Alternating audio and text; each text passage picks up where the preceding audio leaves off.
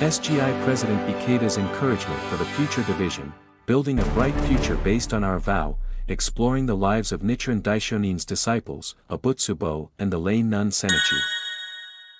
Hope is within you, where can we find hope? When I was 19, I was earnestly seeking an answer to this question. After World War II ended, Japan was in great turmoil, and hope was nowhere to be found. It was during that time that I met my mentor, second Soka Gakkai President Josei Toda.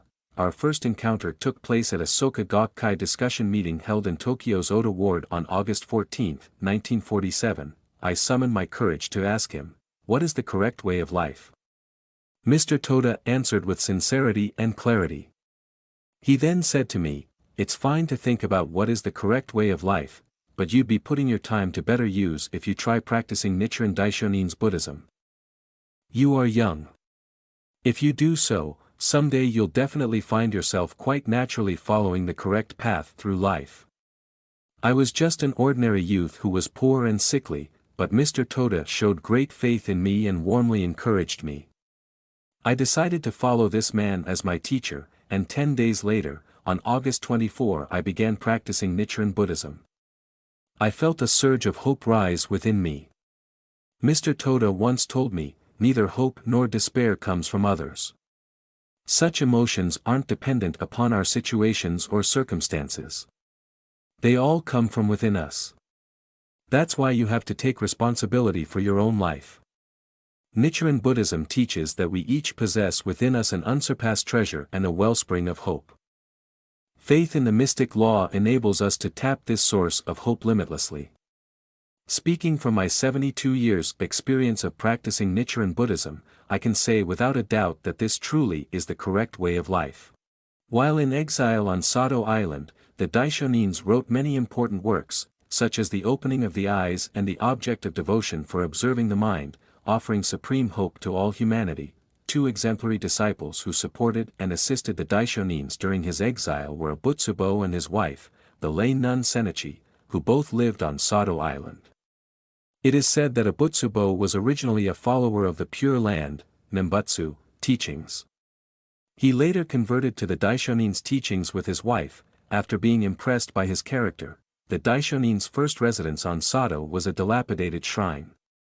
During the frigid winter, snow blew relentlessly through gaps in the roof and walls. In addition, he lacked sufficient food and warm clothing. He was also kept under surveillance, and people who regarded him with enmity threatened his life. Despite this, Abutsu-bo risked his life by going in the still of the night to supply him with food and other necessities.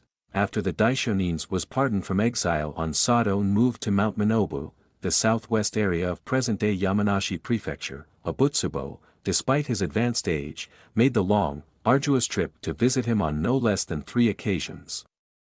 Sennichi prepared the offerings and sent her husband to deliver them. Abutsu-bo once asked the Daishonin about the meaning of the treasure tower that appears in the Lotus Sutra. In the emergence of the treasure tower chapter, an enormous tower suddenly emerges from beneath the ground and is suspended in midair. Its height is said to be at least 1/3 of the Earth's diameter.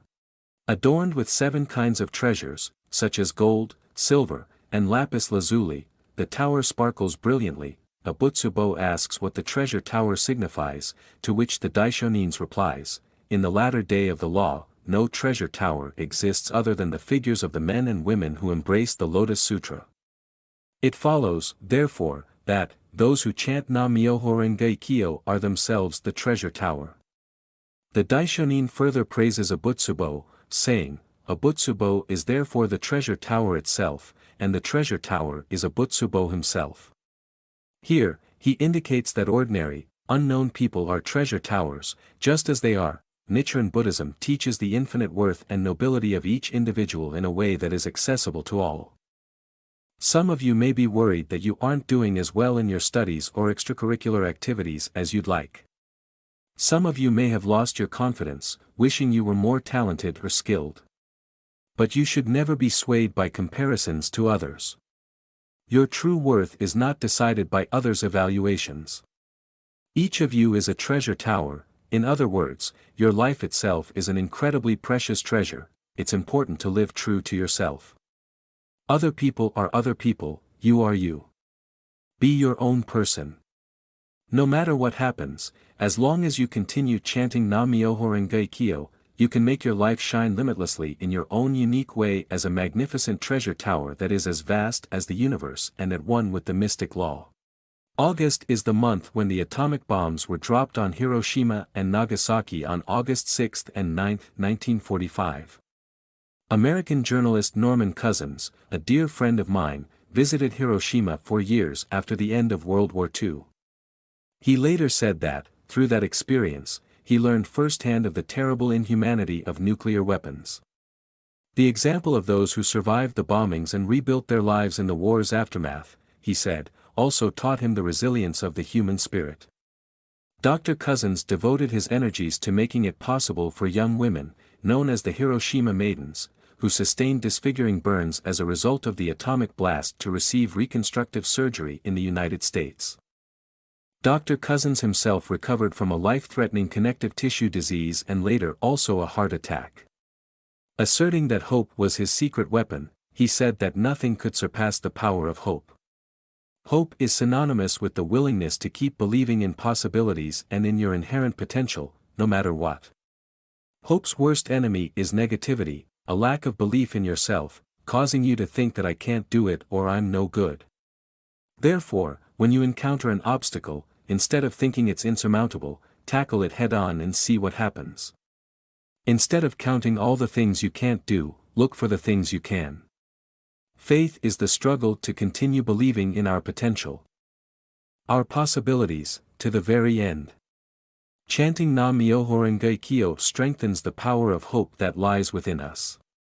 Those who live with this spirit of challenge will not fail to shine as treasure towers of happiness and victory.